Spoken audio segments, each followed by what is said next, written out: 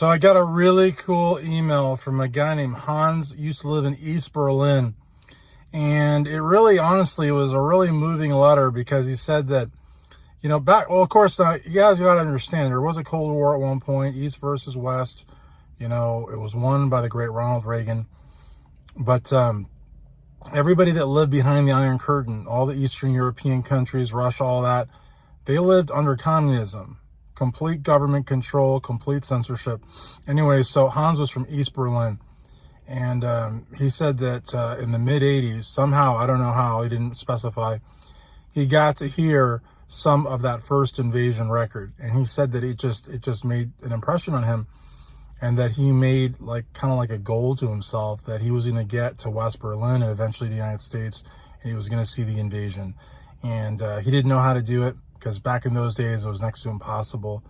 And he said that once he even thought about trying to sprint across, which in those days would get you shot, because the East Germans had guard towers, barbed wire, they had dogs, they had a whole thing where you just could not do that. By the way, nobody ever tried to run into East Berlin. Everybody wanted to run out of East Berlin to West Berlin, to freedom.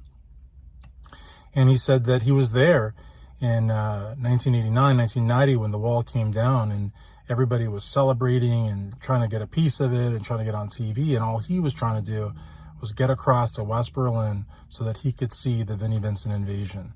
And it was really sad, because he says that when he got to the other side, he started talking to some, rock fans, music fans, whatever, went to some record stores. Long email. I'm going to publish it with his permission. I don't want to do it without his permission, because that's not really cool. But he said that when he got to the other side, he found out that the invasion broke up. And then, sure enough, Slaughter's Stick It To You had just come out. And he said he bought a copy of that, and he played it. And he's like, what's this piece of shit? I mean, I'm quoting him directly. And he threw it in the trash. And he wanted the invasion. And, it's just a sad story, a happy ending. We beat communism. But Hans never got to see the Vinnie Vincent Invasion.